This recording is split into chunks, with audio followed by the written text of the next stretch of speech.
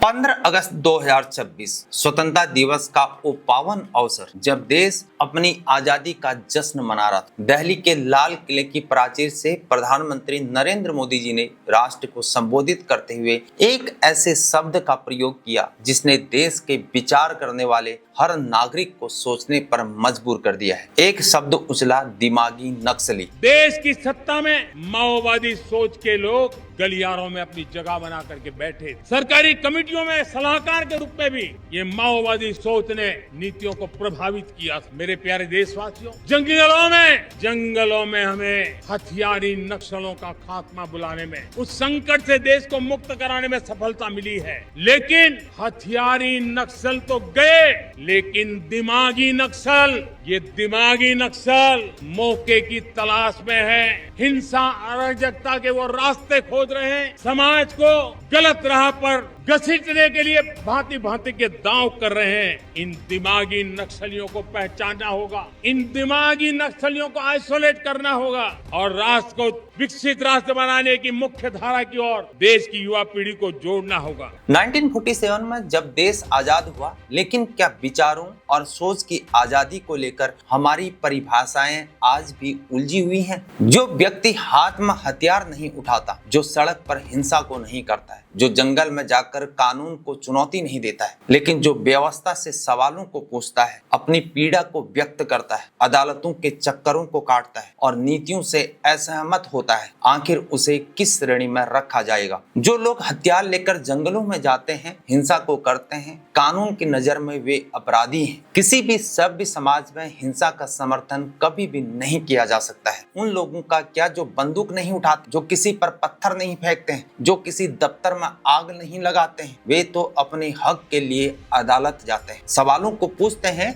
और सरकार की नीतियों से असहमत होते हैं। तो क्या अब व्यवस्था से सवाल पूछने वाला हर व्यक्ति इस श्रेणी में गिना जाएगा? क्या व्यवस्था से असहमति और अपने हक की लड़ाई ही अब एक नया लेबल बन चुकी है? आखिर इस नए नैरेटिव के वास्तविक मायने क्या है? यदि यह परिभाषा लागू होती है तो इस देश के कितने करोड़ नागरिक इस दायरे में आ जाएंगे? वीडियो को अंत तक जरूर देखिएगा, क्योंकि आज का यह विश्लेषण सीधे आपसे और हमसे और आपके अधिकारों से जुड़ा हुआ है। सबसे पहले हम दो बातें यहाँ पर स्पष्ट कर देना चाहते हैं। पहला, जो लोग हाथ में हथियार उठाकर जंगलों में जाते हैं, निर्दोषों की जानों को लेते हैं या हिंसा को फैलाते, वे कानून की नजर में अपराधी होते हैं। किसी भी सभ्य और लोकतांत्रिक समाज में हिंसा या हिंसा के समर्थन का कोई भी स्थान नहीं हो सकता है।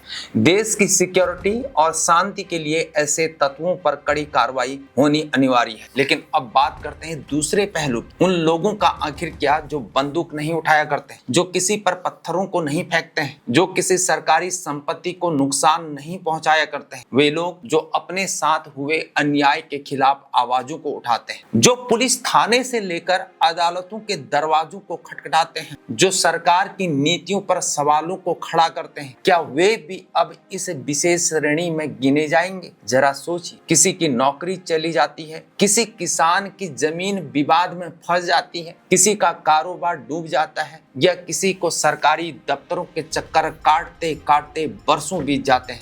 किसी की एफआईआर ही दर्ज नहीं होती है तो कोई सालों साल सिर्फ तारीख के इंतजार में बूढ़ा हो जाता है। जब व्यवस्था किसी आम नागरिक को परेशान करती है तो उसके भीतर एक आक्रोश और एक हताशा पैदा हो जाता है। अगर उस हताशा में कोई हथियार को उठा ले तो वो नक्सली या अपराधी कहलाता है। लेकिन जिसने हथियार नहीं उठाया, जिसने लिखकर और बोलकर अदालत जाकर अपनी लड़ाई को लड़ा हुआ है, उसके गुस्से के लिए सिस्टम आखिर क्या करेगा? आखिर कौन है इस देश में जिसे कभी ना कभी इस सरकारी व्यवस्था ने परेशान न किया हो?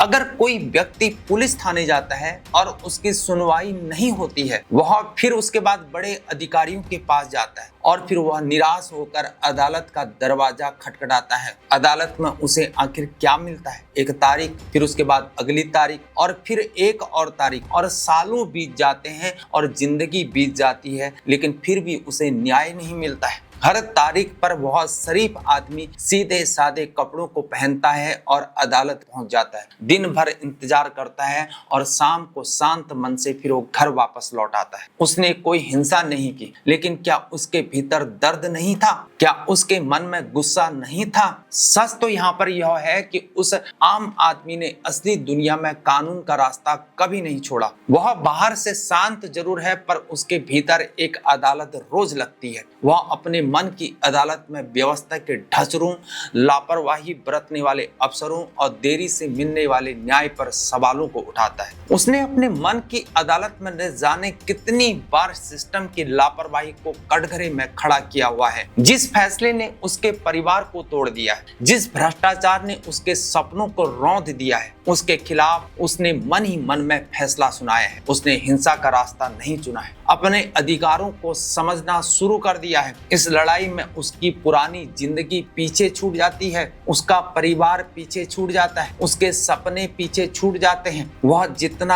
आहत हुआ है, कानून की धाराओं में उतना ही धंसता चला गया है। आज भी उसके पास कोई भी हथियार नहीं है। उसके हाथ में केवल संविधान, कानून की किताब और सवाल पूछने वाला दिमाग है। अगर कानून के दायरे में रहकर लड़ने वाले और अपनी पीड़ा को बयान करने वाले व्यक्ति को भी यदि असहमति के कारण लेबल किया जाने लगेगा, तो सवाल यहाँ पर उठता है कि देश में ऐसे लोगों की संख्या आखिर कितनी होगी। अगर व्यवस्था से सवाल पूछने और आहत होने वाले नागरिकों को गिनना शुरू किया जाए तो आखिर क्या होगा? अगर व्यवस्था से पीड़ित होना ही दिमागी नक्सलवाद का पैमाना बन जाए तो फिर गिनती शुरू कर लेनी चाहिए। गांव का वह आम नागरिक जो स्थानीय मुखिया के भ्रष्टाचार से परेशान हो जाता है, जो स्थानीय प्रशासन की तानाशाही से परेशान होता है, पटवारी के दफ्तर के चक्कर काट काट कर थक चुका वह गरीब किसान होता है, थाने से निराश होकर घर लौटा हुआ कोई पीड़ित नागरिक होता है, एसडीएम डीएम के दफ्तर में न्याय की गुहार लगाता हुआ व्यक्ति, निचली अदालत ट्रायल कोर्ट से लेकर हाई कोर्ट तक तारीखों के बोझ तले दबा हुआ आम जन,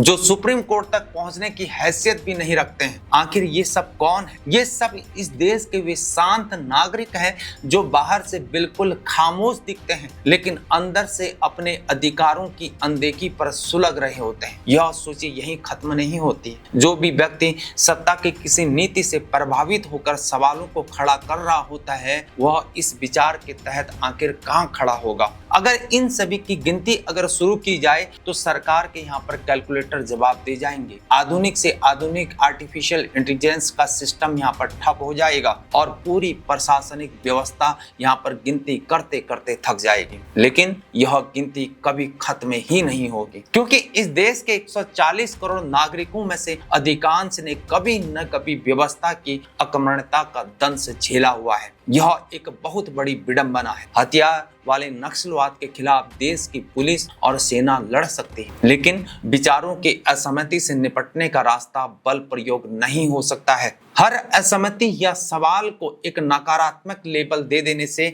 नागरिकों के भीतर की आग शांत नहीं हुआ करती है, बल्कि इससे आम आदमी को यह महसूस होने लगता है कि उसकी वास्तविक शिकायत को सुनने के बजाय उसकी आवाज को दबाने का प्रयास किया जा रहा है। लोकतंत्र की बुनियादी ताकत ही यह है कि यहाँ विचारों का आदान और प्रदान होता है। जिन्होंने हाथ में बंदूक नहीं उठाई हुई है, बल्कि उम्र के उस पड़ाव पर आकर कानून का सहारा लिया हुआ है, उन्हें हराने के लिए पुलिस बल की नहीं, यहाँ पर स्पष्ट जवाब की आवश्यकता होती है। उन्हें शांत कराने के लाठी की नहीं जरूरत है, तर्क की आवश्यकता होती है। और उनकी शिकायत दूर करने के लिए यहाँ पर लेबल की जरूरत नहीं है, यहाँ पर सच्चे न्याय की आवश्यकता है। स्वतंत्रता दिवस के अवसर पर लाल किले के प्राचीर से कहे गए इन शब्दों का प्रभाव दूरगामी होता है। हिंसा के खिलाफ लड़ाई पर पूरा देश एक साथ खड़ा है, लेकिन जब बात यहाँ पर विचारों, असहमति और अपनी पीड़ा को व्यक्त करने की आती है, तो लोकतंत्र में सवाल पूछने की आजादी ही नागरिक का सबसे बड़ा हथियार है। अगर सवाल पूछना,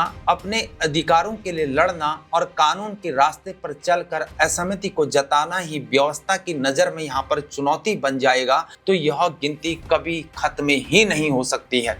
प्रधानमंत्री नरेंद्र मोदी जी देश के 140 करोड़ नागरिक देश के निर्माण और लोकतंत्र में विश्वास रखा करते हैं। प्रधानमंत्री जी, आप निश्चित रूप से हथियार बंद नक्सलवाद के खिलाफ कड़े कदमों को उठाइए। हिंसा का समर्थन यह देश कभी नहीं करेगा, लेकिन एक बात पर विचार करना बेहद जरूरी है।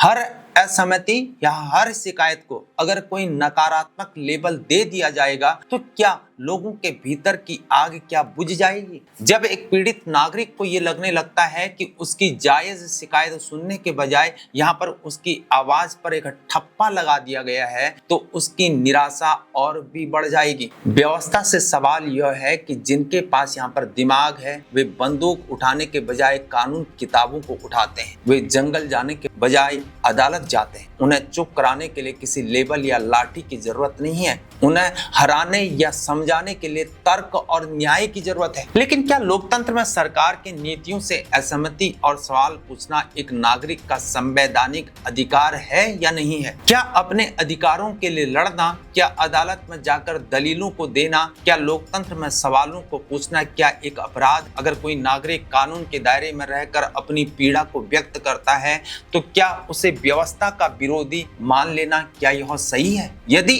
असहमति और अधिकार की इस लड़ाई को ही गलत नजरिए से देखा जाएगा तो याद रखिए मेरे दोस्तों, गिनते गिनते यहाँ पर सिस्टम थक जाएगा, लेकिन ऐसे आम नागरिकों की गिनती कभी खत्म ही नहीं होगी। क्या असहमति की आवाजों को किसी लेबल के तहत देखना क्या यह न्याय संगत है? इस पूरे विषय पर आपकी क्या राय है? क्या किसी भी असहमति को दबाने के बजाय सिस्टम को अपने अंदर क्या सुधार करना चाहिए? कमेंट सेक्शन में अपनी बेबाक और गरिमापूर्ण राय को जरूर दर्ज करें। अगर आपको यह विश्लेषण तर्क संगत और विचारणीय लगा हुआ है तो इस वीडियो को जरूर शेयर करें और देश के ऐसे ही महत्वपूर्ण राजनीतिक और सामाजिक विषयों के सटीक विश्लेषणों के लिए हमारे चैनल को सब्सक्राइब करना मत भूलिए। बेल आइकन को जरूर दबाइए। मैं हूं हीरा परिहार। जय हिंद, भारत माता की जय।